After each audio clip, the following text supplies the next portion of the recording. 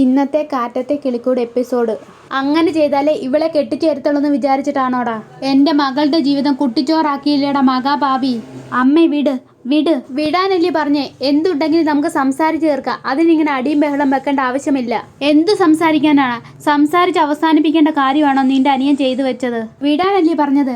എടാ, കല്യാണം കഴിയാത്ത കുട്ടിയാണ്. ഇപ്പം പറയുന്ന അവരുടെ വയറ്റിലുണ്ടെന്ന്. എടാ, അവിടെ വയസ്സ് എന്താണെന്ന് അറിയാമോ? 21 തികഞ്ഞിട്ടില്ല. പുസ്തകം പിടിച്ച് കോളേജിൽ പോകേണ്ട സമയത്ത് എൻ്റെ കുട്ടി ഒരു കുട്ടിയെ ചുമന്നോട് നടക്കണോ? പെറ്റ വയറിന് സഹിക്കാൻ പറ്റാത്ത കാര്യമാണിത്. എന്നിട്ട് നീ ന്യായം പറയാൻ നിൽക്കുന്നു. നിന്റെ കുടുംബത്തിലെ ഗുണാധികാരി ഈ നാട്ടുകാർക്ക് മൊത്തം അറിയാം. അതുകൊണ്ടാണ് ഈ നാറിയോട് ഇവളോട് സംസാരിക്കല്ലെന്ന് ഞാൻ പറഞ്ഞത്. അത് ശരി, അവനാണോ നിങ്ങളുടെ മോളോട് ആദ്യം സംസാരിച്ചത്? അവളല്ലയോ?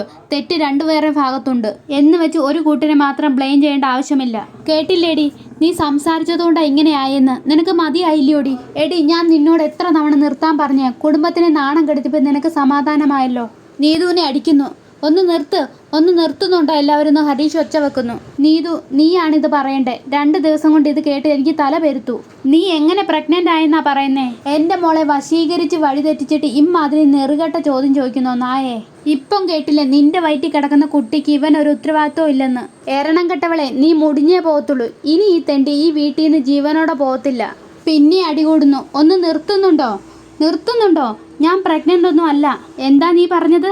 ഞാൻ സത്യം പറഞ്ഞത് തെറ്റായോ? വീണ്ടും ഞാൻ നുണ പറയണോ പ്രഗ്നന്റ് ആണെന്ന്? ആശുപത്രി പോയി സ്കാൻ ചെയ്ത് നോക്കാൻ നീ അല്ലൂടി വെല്ലുവിളിച്ചത്. എന്നിട്ട് നീ അത് ചെയ്തോ? ഇല്ലല്ലോ. ചെയ്തിരുന്നെങ്കിലേ അപ്പം അറിയായിരുന്നു ഞാൻ നുണ പറയുന്നതാണെന്ന്. പിന്നെ എന്തിനാണ് നുണ പറഞ്ഞതെന്ന് പറഞ്ഞുകൊണ്ട് അമ്മ തല്ലുന്നു. ഒന്ന് നിർത്തുന്നുണ്ടോ എന്ന് പറഞ്ഞ് ഹരീഷ് ഉറക്കെ പറയുന്നു. അവൾ എന്ത് പറഞ്ഞാലും അവളെ അടിക്കുന്ന ഒരു ഏർപ്പാടുണ്ടല്ലോ, അത് വേണ്ട. ഡാ, എന്താടാ? അവൾ സത്യം പറഞ്ഞല്ലോ. നീ ഇച്ചിരി കുറയ്ക്കേ, ഓവറാക്കാൻ നിൽക്കല്ലേ? നീതു, നീ എന്തിനാ ഇങ്ങനൊരു നുണ പറഞ്ഞത്? നിങ്ങളെല്ലാം മാടായിപ്പാറയിൽ പോയപ്പോൾ ഇവിടെ എന്താ ഉണ്ടായെന്നറിയാമോ? ഇവരെല്ലാവരും കൂടി ഈ നിൽക്കുന്ന കോങ്ങളയില്ലയോ, കോങ്ങളയുടെ കൂട്ടുകാരനുമായിട്ട് എന്നെ ബലമായി കെട്ടിക്കാൻ നോക്കി. അമ്പലത്തിലേക്ക് കള്ളം പറഞ്ഞ് എന്നെ മണ്ഡപം വരെ എത്തിച്ചു. ആ കോന്തനോട് ഞാൻ പറഞ്ഞേ എനിക്ക് ഹരീഷിനെ ഇഷ്ടമാ, ഹരീഷിനെ ഞാൻ കല്യാണം കഴിക്കത്തുള്ളെന്ന്. അപ്പോൾ ആ നാറി പറയോ അത് സാരമില്ല, ഞാൻ അഡ്ജസ്റ്റ് ചെയ്തോളാന്ന്. എല്ലാവരും കൂടെ എന്നെ പെടുത്തി കളയുമെന്ന് തോന്നിയപ്പോൾ എനിക്ക് ഈ വഴിയേ തോന്നിയുള്ളൂ. അതാ ഞാൻ അങ്ങനെ പറഞ്ഞേ. നുണ പറയുമായിരുന്നു അല്ലേടി? എടാ, അവൾ സംസാരിക്കുമല്ലേ? അവൾ സംസാരിക്കട്ടെ. ഇനി ഒരു തവണയെങ്കിലും നീ അവളുടെ ദേഹത്ത് കൈവച്ച നീ വിവരം അറിയും. മാറിപ്പോടാ. അതെ, ഇനി ഈ വിഷയത്തിൽ നിന്റെ ഇടപെടൽ വേണ്ട. മാറി നിൽക്കങ്ങോട്ട്. നിന്റെ അച്ഛൻ മാറിയെന്നില്ലയോ? അതേപോലെ നീ പറ. ആ സമയത്ത് നിന്നെ എനിക്ക് അറിയിക്കാൻ പറ്റിയില്ല ഹരീഷേ. നീ വാങ്ങി തന്ന ഫോൺ ഇവർ മേടിച്ചു വെച്ചു. ആ സമയത്ത് എനിക്ക് അങ്ങനെ പറഞ്ഞൊഴിയാനേ തോന്നിയല്ലോ. സോറി. എടി മഹാഭാവി, ലോകത്തിലെ ഏതെങ്കിലും ഒരു പെണ്ണ് ഇങ്ങനെ ഒരു കാര്യത്തിന് നുണ പറയുമോ? പറയാതിരുന്നെങ്കിൽ നിങ്ങളുടെ പുന്നാര മകന്റെ കൂട്ടുകാരൻ എൻ്റെ കഴുത്തിൽ താലി ചാർത്തിയനെ. അതിന് ഇങ്ങനെ നുണ പറയുമെന്ന് വേണ്ടത്. അല്ലാതെ പിന്നെ നിങ്ങൾക്ക് എൻ്റെ ജീവിതം നിസ്സാരമായിരിക്കും. പക്ഷേ എനിക്ക് അങ്ങനെയല്ല. ഹരീഷ് അല്ലാതെ വേറെ ആരെയും കല്യാണം കഴിക്കത്തില്ലെന്ന് നിങ്ങൾക്ക് എന്താ പറഞ്ഞാൽ മനസ്സിലാവാത്തത്? ശരി, ഇവരോട് നുണ പറഞ്ഞത് ഓക്കെ. നീ എന്നോടെന്തിനാ നുണ പറഞ്ഞത്? അത് ഞാൻ വട്ടാക്കാൻ നോക്കിയതാ. ഇപ്പം എല്ലാവരും ഓക്കെ ആണല്ലോ. ഹരീഷ് വരുന്നവരെ ഈ നുണ മെയിൻറ്റെയിൻ ചെയ്യണമെന്നേ ഉള്ളായിരുന്നു. വന്നു, സത്യം പറഞ്ഞു. ഇനി എൻ്റെ കല്യാണം എന്ന് പറഞ്ഞു വന്നാ ഹരീഷ് ബാക്കി നോക്കിക്കോളും. അല്ലേ ഹരീഷേ? ബാ, നമുക്ക് പുറത്ത് നിന്ന് സംസാരിക്കാം. ഡി വിട്, ബാ. അപ്പോൾ എല്ലാവർക്കും കാര്യങ്ങൾ മനസ്സിലായല്ലോ. 3 പേരും മര്യാദയ്ക്ക് മിണ്ടാതിരുന്നോണം. അപ്പം ഗുഡ് നൈറ്റ്. ഡാ, ഇതെന്തൊക്കെയാടാ? ഞാൻ പറഞ്ഞില്ലേ ഇവള് പറയുന്നതിലൊന്നും കാര്യമില്ലെന്ന്. ശരി, നീ സംസാരിച്ചിട്ട് വാ, ഞാൻ അപ്പുറത്തുണ്ടാവും. Thank you സുധീഷേട്ടാ. ശരി. ശരിക്കും പേടിച്ചു പോയോ ഹരീഷേ? പേടിച്ചോന്നോ? 2 ദിവസമായിട്ട് എനിക്ക് ജീവൻ ഉണ്ടായിരുന്നില്ല. നിന്റെ അമ്മ സുഭാഷ് ചേട്ടനോട് ഫോൺ ചെയ്ത് പറഞ്ഞതിന് ശേഷം ഞാൻ ശരിക്കും എയറിലായിരുന്നു. സോറി, ഞാൻ രക്ഷപ്പെടാൻ അങ്ങനെ പറയാനാ തോന്നിയത്. പ്ലീസ്, എന്നോടെങ്കിലും സത്യം പറയാമായിരുന്നു. അന്നേരം എനിക്ക് നിന്നെ കളിപ്പിക്കാനാ തോന്നിയത്. എടാ പൊട്ട ഹരീഷേ, നീ അത് കേട്ടെന്തിനാ പേടിക്കാൻ പോയത്? നിനക്കറിഞ്ഞൂടെ കാര്യം? എനിക്കറിയാം, പക്ഷെ വീട്ടുകാർക്ക് അറിയത്തില്ലല്ലോ. എന്താടാ, ഞാൻ അങ്ങനെ പറഞ്ഞപ്പോൾ നിന്നെ ചതിക്കുവാണെന്ന് തോന്നിയോ നിനക്ക്? അതല്ലടി, പിന്നെന്താ? ആ സമയത്ത് വല്ലാത്തൊരു ടെൻഷനും പേടിയൊക്കെ തോന്നി. ഇനി അഥവാ ബിരിയാണി കിട്ടിയാലോ എന്നുള്ള ടെൻഷൻ അല്ലേ? നീതു ഹരീഷിനെ കെട്ടിപ്പിടിക്കുന്നു. ഇടി വിട്, ആരെങ്കിലും കാണും. സുധീഷ് കാണുന്നു. ഈശ്വര, ഈ പിള്ളേര്. അല്ലെങ്കിൽ വേണ്ട, കണ്ടിന്യൂ. എടി വിട്, നമുക്കേ നാളെ കാണാം. നീ ചെല്ല്. ഇടി പോ, ചെല്ല്. ഡാ, ആ മൂച്ചിനെ പിന്നാലെ പോവണ്ട. തിരിച്ച് വീട്ടിൽ പോകാനുള്ളതാ. വരാൻ നോക്കിയ വാ. പിന്നെ കാണിക്കുന്ന സുഭാഷ് ചേട്ടനെ. എന്താ സുഭാഷ് ചേട്ടാ ഇവിടെ നിൽക്കുന്നേ? നീതുവിൻ്റെ വീട്ടിൽ പോയ ഹരീഷ് ഇതുവരെ വന്നിട്ടില്ല. അവിടെ പോയി എന്താ കുഴപ്പം ഉണ്ടായെന്ന് അറിയത്തില്ലല്ലോ. ഫോണിലൂടെ അവരെങ്ങനാ സംസാരിച്ചതെന്ന് മോള് കേട്ടല്ലോ. ഇവൻ അങ്ങോട്ട് സംസാരിക്കാൻ ചെല്ലുമ്പോൾ അവരെന്തെങ്കിലും ചെയ്യുമോയെന്ന് എനിക്ക് പേടിയുണ്ട്. അങ്ങനെയൊന്നും ചെയ്യില്ല സുഭാഷ് ചേട്ടാ. അവൻ ഇന്ന് തന്നെ അങ്ങോട്ട് പോവണ്ടായിരുന്നു. അവൻ പോയതാ ശരി സുഭാഷ് ചേട്ടാ. ഇങ്ങനെ ഒരു ആരോപണം വരുമ്പോൾ അവൻ നേരിട്ട് ചെല്ലാതെ മാറി നിൽക്കുമ്പോഴാ തെറ്റ്. ഈ വിഷയം ഹരീഷ് തന്നെ ഹാൻഡിൽ ചെയ്യണം. നീതുവിനെ വിവാഹം കഴിക്കാമെന്ന് അവരെ പറഞ്ഞ് മനസ്സിലാക്കണം. അവർ സമ്മതിച്ചില്ലല്ലോ. ഉറപ്പായിട്ട് സമ്മതിക്കും. ആദ്യം കുറെ ചീത്തയും വെള്ളമൊക്കെ പറയും. അവർക്ക് നാണക്കേട് ഉണ്ടാക്കുന്ന വിഷയമല്ലയോ. സമ്മതിക്കാതിരിക്കത്തില്ല. എത്രയും വേഗം കല്യാണം നടക്കട്ടെ. നികേഷ് വരുന്നു. നീ അകത്തേക്ക് പോ നികേഷേ. ഞങ്ങളൊരു പ്രധാനപ്പെട്ട കാര്യം സംസാരിക്കുവാണ്. എൻ്റെ പ്രായത്തിന് കേൾക്കാൻ പറ്റാത്തയൊന്നും ഹരീഷേട്ടൻ്റെ കാര്യത്തിലില്ല. ഹരീഷേട്ടൻ കാരണം നീതു പ്രഗ്നൻ്റ് ആയി. അത് ഒളിച്ചു വെച്ചിട്ട് എന്താ കാര്യം? കുറച്ച് നാൾ കഴിയുമ്പോൾ ഞാൻ മാത്രമല്ല നാട്ടുകാരും അറിയും. അതിനു മുമ്പ് അവരുടെ കല്യാണം നടത്തണം. അതല്ലേ ചർച്ച? എൻ്റെ അഭിപ്രായത്തിൽ അതുതന്നെയാണ് വേണ്ടത്. അപ്പോഴത്തേന് ഹരീഷൊക്കെ വരുന്നു. കുറേ നേരമായല്ലോ കളിയാക്കി ചിരിക്കുന്നത്. വീടെത്തി. അതെ വീടെത്തി കഴിയുമ്പോൾ ഇവരോട് അതെങ്ങനെ പറയുമെന്ന് ഓർത്താ എനിക്ക് ചിരി വരുന്നേ. സുധീഷേട്ടാ നിർത്ത്. സുധീഷേട്ടാ നീ വാ. എന്താടാ ചിരിച്ചോണ്ട് വരുന്നേ? ഒന്നുമില്ല. ഹരീഷേ പറയട്ടെ. ഒന്നും മിണ്ടാതൊരു സുധീഷേട്ടാ.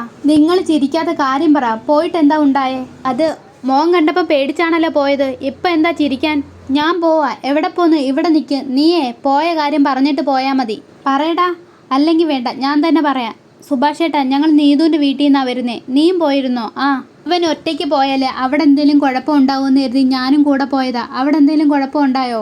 കുഴപ്പമുണ്ടായാൽ ഞാൻ ഇങ്ങനെ ചിരിച്ചിട്ട് വരുമോ സുഭാഷ് ചേട്ടാ? അപ്പോൾ അവർ കല്യാണത്തിന് സമ്മതിച്ചോ? കാര്യം പറഞ്ഞിട്ട് ചിരിക്ക് സുധീഷേ. മനുഷ്യനെ വെറുതെ വട്ട് പിടിപ്പിക്കല്ലേ. എടാ പറയടാ. അവർ ചോദിക്കുന്ന കേട്ടില്ലേ? അത് അവൾ പ്രഗ്നൻ്റ് ഒന്നും അല്ല. എന്ത് മനസ്സിലായില്ല? ഇതിൽ കൂടുതൽ ഞാൻ എന്ത് പറയാനാ സുഭാഷ് ചേട്ടാ? ഞാൻ പറയാം സുഭാഷ് ചേട്ടാ. നമ്മളന്ന് തറവാട്ടമ്പലത്തിൽ പോയില്ലയോ? അന്ന് അവരുടെ വീട്ടുകാരെല്ലാം കൂടെ അവളെ വേറെ കല്യാണം കഴിക്കാൻ നിർബന്ധിച്ചു. ഇതുവരെ ഓക്കെ അല്ലയോ? ആ കല്യാണത്തിന് ഒഴിവാവാൻ വേണ്ടി അവൾ കണ്ട ഉപായമാണ് ഈ കള്ളഗർഭം. അല്ലേടാ, ഈ പൊട്ടനെ കളിപ്പിക്കാൻ വേണ്ടി അവൾ ഇവനോടും പറഞ്ഞു.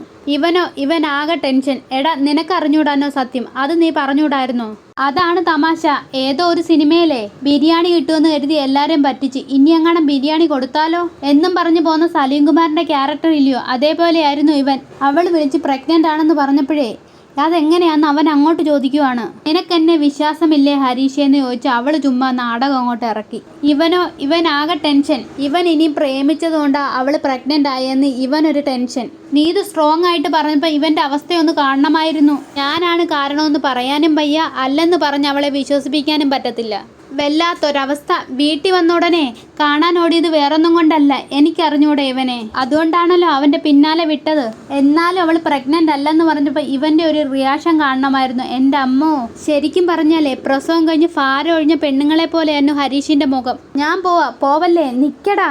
എന്തായാലും അവൾ മിടിക്കാടാ. ഹരീഷ് അവിടെ ചെല്ലുന്നവരെ അവിടെ വീട്ടുകാരും അങ്ങനെ തന്നെയാണെന്ന് വിചാരിച്ചിരിക്കുമായിരുന്നു. അവൾ വീട്ടുകാരോട് നുണ പറഞ്ഞത് മനസ്സിലായി. നിന്നോടെന്തിനാ നുണ പറഞ്ഞേ? ഞാൻ ടെൻഷൻ അടിച്ച് മരിക്കാൻ, അല്ലാതെ വേറെന്തിനാ? നോക്ക് നീതു, നീ പറഞ്ഞത് നുണയാന്ന് ഞാൻ പ്രേമിനോട് പറയാം. അവന് കാര്യങ്ങൾ പറയുമ്പോൾ മനസ്സിലാവും. നിനക്ക് ഈ ബന്ധം ശരിയാവില്ല. അവനെ കല്യാണം കഴിച്ച് നല്ലവണ്ണക്ക് ജീവിക്കാൻ നോക്ക്. നിങ്ങളൊക്കെ എന്താ മരക്കഴുതകളാണോ? ഒരെണ്ണത്തിൻ്റെ തലയിൽ അല്പം പോലും വിവരമില്ലല്ലോ. ഇങ്ങനൊരു നുണ പറഞ്ഞ് ഈ കല്യാണം നിർത്തിയെങ്കിലേ ഇനി ഞാൻ അവനെ കല്യാണം കഴിക്കുമെന്ന് നിങ്ങൾക്ക് തോന്നുന്നുണ്ടോ? നിന്നെപ്പറ്റി എല്ലാ കാര്യം അറിഞ്ഞു ഒരു പയ്യൻ നിന്നെ കെട്ടാന്ന് പറയുമ്പോൾ അത് വലിയ കാര്യമല്ലേ മോളെ? എല്ലാ കാര്യം അറിയാന്ന് വെച്ചാൽ എന്താ അച്ഛാ? ഞാൻ ആരെങ്കിലും കൊന്നിട്ട് ജയിലിൽ പോയിട്ട് വന്ന് നിൽക്കുവാണോ? അതോ അനാശാസ്യത്തിന് പോലീസ് പിടിച്ച ആളാണോ? അല്ലല്ലോ. ഒരാളെ ഇഷ്ടപ്പെട്ടു, അയാളെ തന്നെ കല്യാണം കഴിക്കണമെന്ന് തീരുമാനിച്ചു. അതൊരു കുറ്റമാണോ?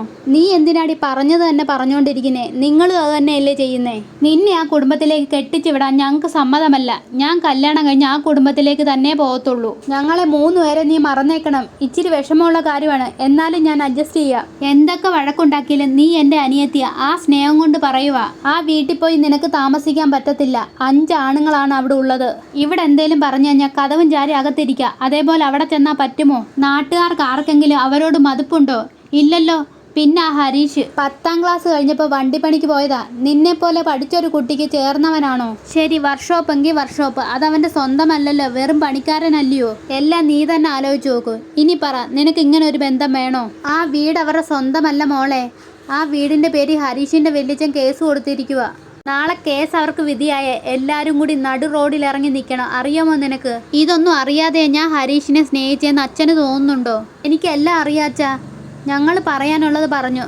നീ ഉടനെ മറുപടി പറയണമെന്നില്ല. കുറച്ച് ആലോചിച്ചിട്ട് മറുപടി പറഞ്ഞാൽ മതി. ആ പ്രേമിനാണെങ്കിലേ സ്വന്തമായിട്ട് വീട്, പ്രൈവറ്റ് ബാങ്കിൽ ജോലി, നല്ല ശമ്പളവും, പിന്നെ കൃഷിയുണ്ട്. ഞാനിത് കഴിക്കണോ വേണ്ടായോ? ചെവിട്ടി മൂട്ട പോയതുപോലെ എന്തിനാ ഇങ്ങനെ ശല്യപ്പെടുത്തുന്നത്? ഞാൻ അകത്ത് പോയി കഴിച്ചോളാം. പിന്നെ ഹരീഷിന് മെക്കാനിക്കൽ പണിയെങ്കിലും ഉണ്ട്, ഇങ്ങാർക്ക് അതുപോലും ഇല്ലല്ലോ. അച്ഛൻ കൊണ്ടുവരുന്ന കാശ് കൊണ്ടല്ലേ നീ ഇപ്പോഴും ജീവിക്കുന്നത്. പിന്നെ വീട്, ഇത് സ്വന്തം വീടൊന്നും അല്ലല്ലോ, വാടകയ്ക്കല്ലയോ.